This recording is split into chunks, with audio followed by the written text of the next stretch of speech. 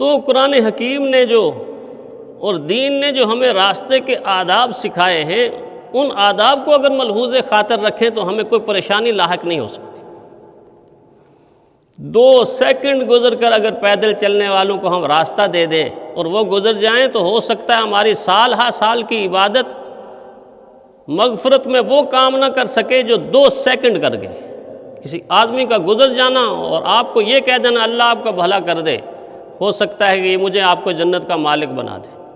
کسی معذور کو سڑک پار کرا دینا، کسی بیمار کی دستگیری کر دینا، یہ اونچے اعمال میں سے بہت اونچا عمل ہے اور مغفرت کے لیے یہی کافی ہو جائے۔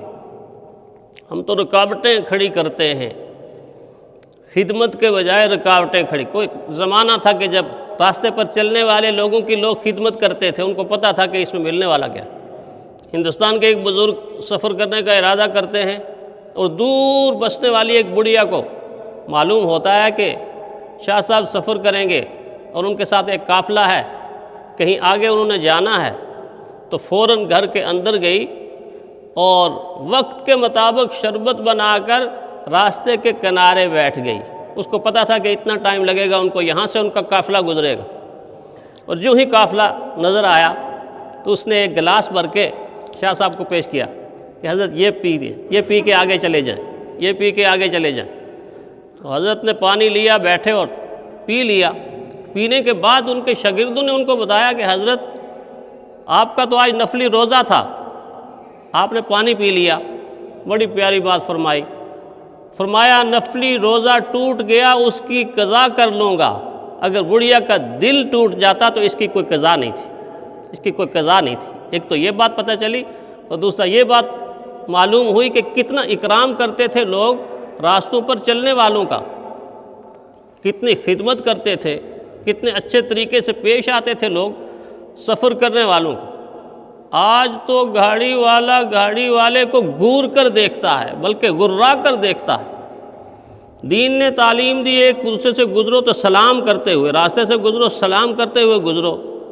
آج دیکھنے میں آ رہا ہے کہ لوگ غصے کی حالت میں ایک دوسرے پر لعنتیں بھیج کے گزر رہے ہوتے، لعنتیں بھیج کے گزر رہے ہوتے۔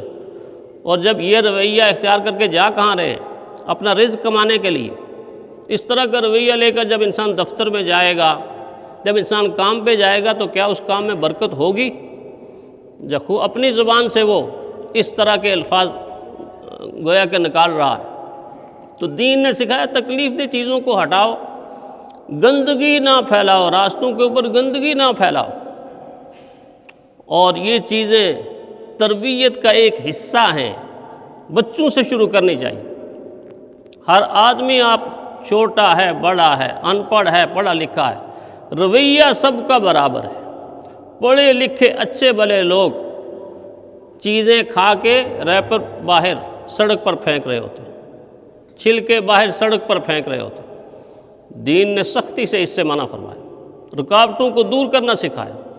ایک صحابی نے مسجد کے سامنے ایک طرف لکڑی کا ایک، وہ جسے قلعہ کہتے ہیں پنجابی میں، وہ گاڑ دیا، ایک لکڑی گاڑ دی۔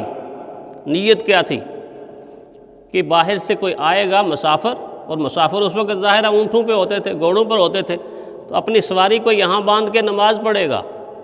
تھوڑی دیر کے بعد ایک صحابی آئے، انہوں نے دیکھا یہ لکڑی گاڑی ہوئی ہے، تو انہوں نے اکھاڑ کر پھینک دی۔ انہوں نے پیارے پیغمبر صلی اللہ علیہ وسلم کے پاس جا کے شکایت لگائی کہ اللہ کے نبی، میں نے یہ لکڑی گاڑی تھی اس سہولت کے لیے اور انہیں نے آگے اکھاڑ دی۔ تو حضور صلی اللہ علیہ وسلم نے دونوں کی حوصلہ افزائی فرمائی۔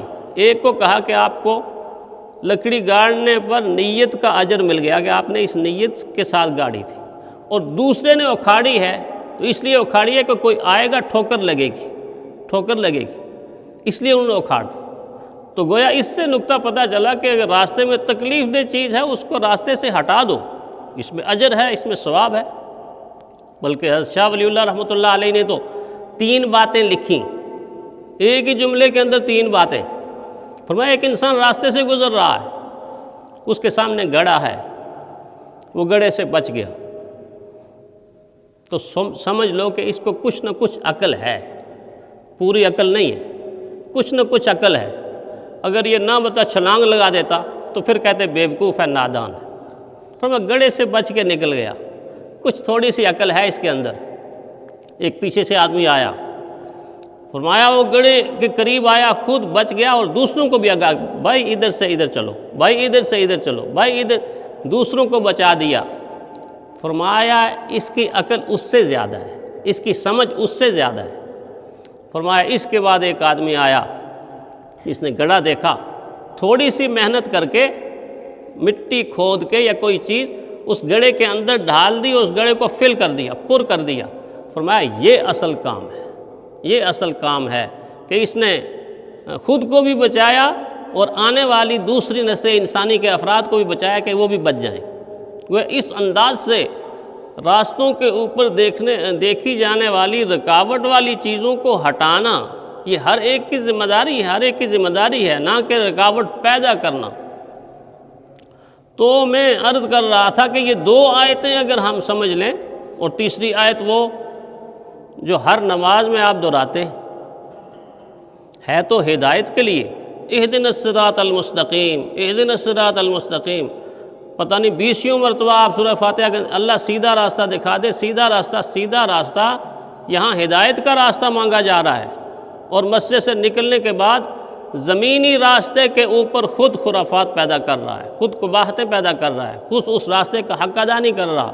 سیدھا راستہ شریعت کا راستہ بھی ہے، ہدایت کا راستہ بھی ہے، اور زمینی راستے کو بھی سیدھا بنانا اور سیدھا چلنا، جو آداب دین نے سکھائے ہیں، تکبر نہ کرنا، عاجزی کے ساتھ چلنا، انکساری کے ساتھ چلنا، تواضع کے ساتھ چلنا، دوسروں کی خیرخواہی کے ساتھ چلنا، ہمدردی کے ساتھ چلنا، اور راستے میں رکاوٹیں پیدا نہ کرنا بلکہ رکاوٹوں کو دور کرنا، یہ مومن کی، مسلمان کی ذمہ داری۔ اللہ تعالی ہمیں ایسا ہی کرنے کی توفیق عطا فرمائے۔ آخر الدعوانا الحمدللہ رب العالمین۔